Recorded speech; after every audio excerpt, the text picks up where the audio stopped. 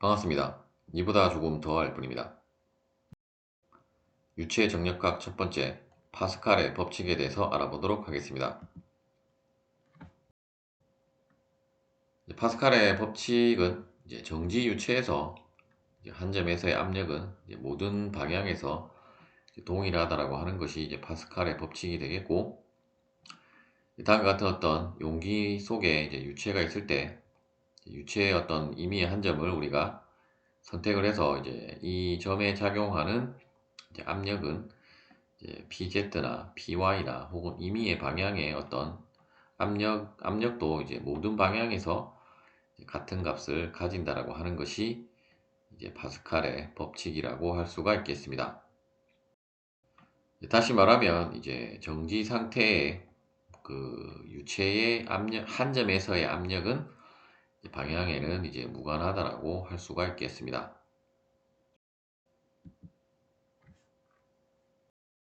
그렇다면 왜 한 점에서의 압력이 이제 모든 방향에서 그 동일한 값을 가지는지에 대해서 조금 더 자세하게 알아보도록 하겠습니다. 다음과 같은 어떤 정지 유체의 이러한 세기 형태의 그 어떤 미소 부분을 다음과 같이 도시를 하고 x, y, z 좌표축을 도입을 해서 세기 형태의 우리가 미소 엘리먼트가 있다라고 했을 때 이 미소 엘리먼트에 그 작용하는 모든 힘을 한번 도시를 해보면, 일단 압력이라고 하는 것은 이러한 면이 있다라고 하면 평면에 수직한 방향으로만 작용을 하고, 또한 힘이라고 하는 것은 결국 이 그 작용하고 있는 압력을 이 면적으로 곱해주면 우리가 하나의 힘으로 다음과 같이 도시를 할 수 있고, 따라서 이 면에 작용하는 힘은 이쪽 부분의 길이를 델타 S, 그리고 이쪽 부분의 길이를 델타 X라고 했을 때 이 면에 작용하는 압력을 PS라고 하면 이 면에 작용하는 힘은 PS 델타 X 델타 S가 되겠습니다. 그리고 이쪽 부분에 이 면에 작용하는 힘은 이 면에 작용하는 압력을 우리가 PY라고 하면 PY 곱하기 델타 S 델타 Z이고, 그리고 아랫면에 작용하는 힘은 PZ 델타 S 델타 Y가 될 것입니다. 그리고 이 측면에도 실제로는 압력이 작용을 하고는 있는데, 그런데 이 면에 작용하는 힘과 이 면에 작용하는 힘은 크기는 같고 방향이 반대이기 때문에 상쇄가 되어서 그 부분은 생략이 된 거라고 보시면 되겠습니다. 그리고 이러한 압력은 표면력이기 때문에 그 압력에 의한 힘은 표면력이고, 또 중력에 의한 우리가 입체력을, 즉 바디 폴스를 한번 고려를 해보면 바디 폴스는 결국 중력에 의한 무게가, 유체의 무게가 있을 것이고,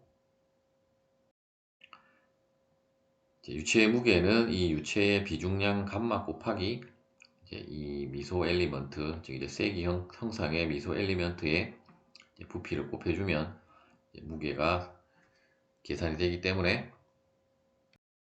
그 값은 감마 곱하기 2분의 델타 x 델타 y 델타 z가 되겠습니다.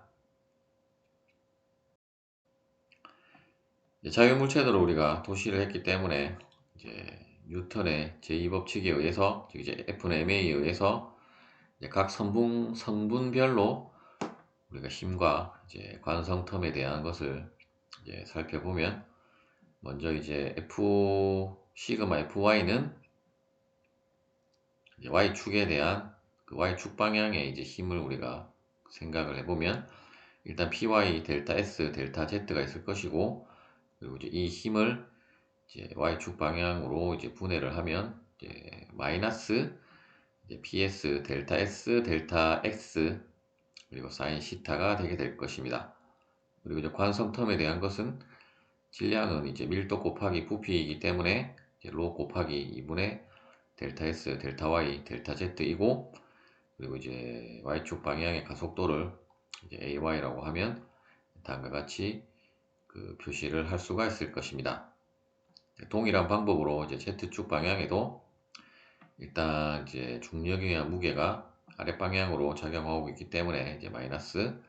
이제 감마 곱하기 2분의 델타 S, 델타 Y, 델타 Z가 있고,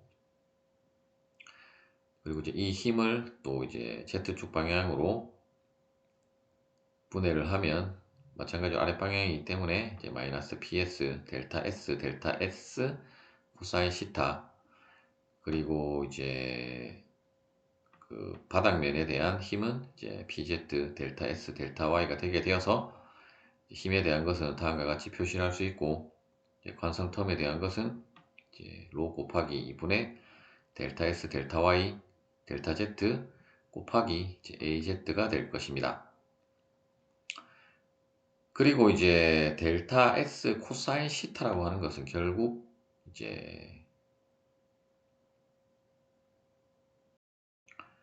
이 각도가 시타면 이쪽 부분의 각도도 시타이기 때문에, 따라서 이제 이 부분이 빗면이고, 따라서 델타 S의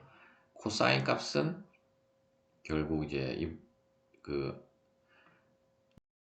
바닥면에 이제 y축 방향의 길이 이제 델타 y이고, 이제 델타 S 사인 시타는 결국 델타 z이기 때문에, 따라서 이제 델타 S 코사인 시타 대신에 델타 y를 대입을 하고, 그리고 델타 S 다시 이제 사인 시타 대신에는 델타 z를 대입을 하고, 그리고 이제 델타 S 코사인 시타 대신에 델타 y를 대입을 하면, 델타 y를 대입을 해서 이제 이 두 개의 식을 다시 정리를 하면,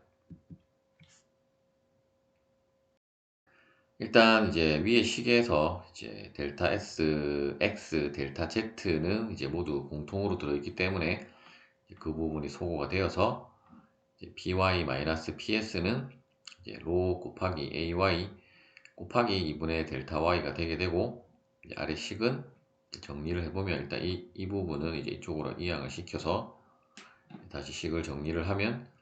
pz-ps는 로 곱하기 az 플러스 감마 곱하기 2분의 델타 z가 될 것입니다. 그런데 이제 우리가 한 점에서의 압력을 고려를 하는 것이기 때문에, 결국 이 델타 y나 델타 z가 이제 우리가 0으로 가는 극한과 극한을 계속 생각을 해보면, 결국 이제 이 부분도 0이고 이 부분도 0이 되게 됨에 의해서, 따라서 이제 py는 ps가 되게 되고, 또 아래식에서는 이제 pz는 이제 ps가 되게 되므로, 따라서 이제 결국 이제 py 이꼬르 pz 이꼬르 이제 ps가 되게 되므로, 따라서 이제 한 점에서의 압력은 이제 모든 방향에서 이제 동일한 값을 가지게 된다는 것을 확인을 할 수가 있습니다.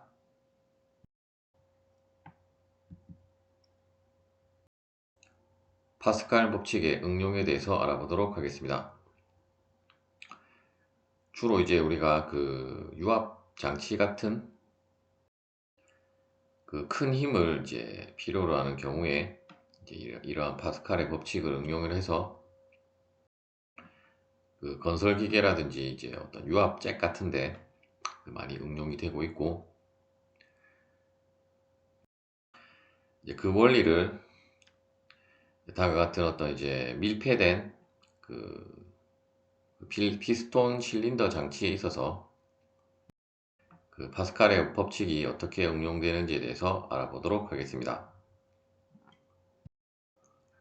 현재 이제 힘의 방향이 이제 이쪽으로 작용을 하고 있는데, 실제로는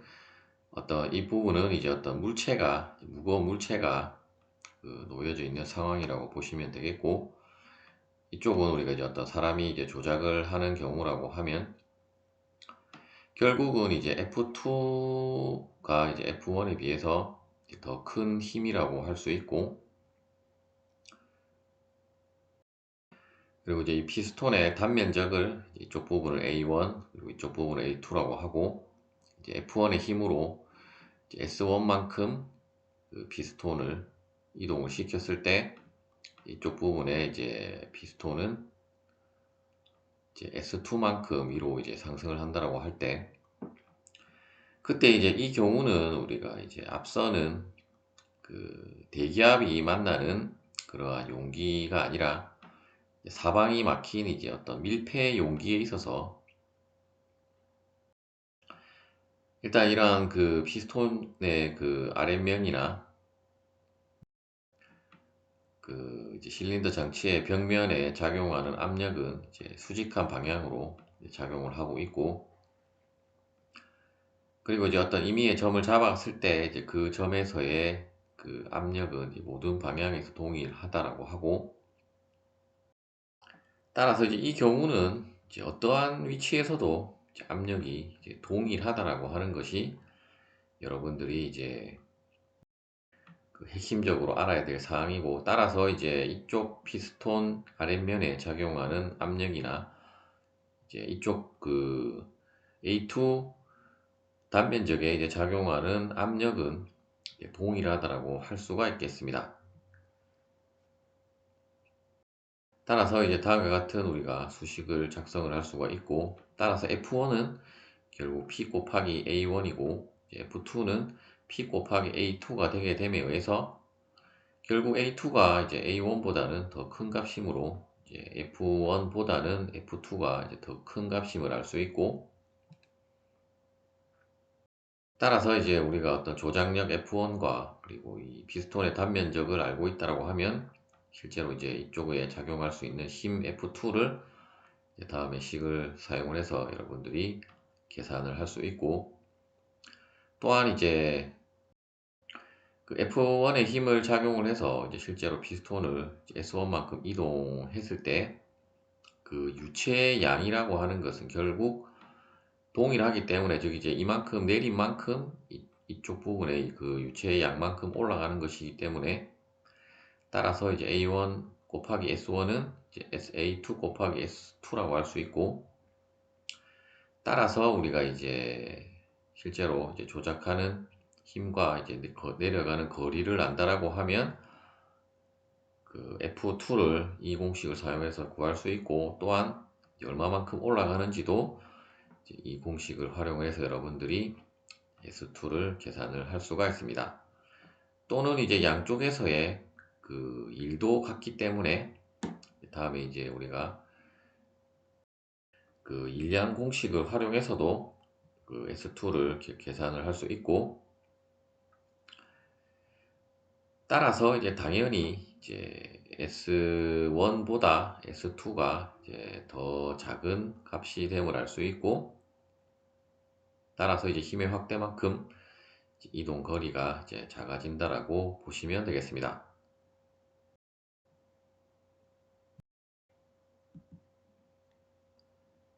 시청해 주셔서 감사합니다.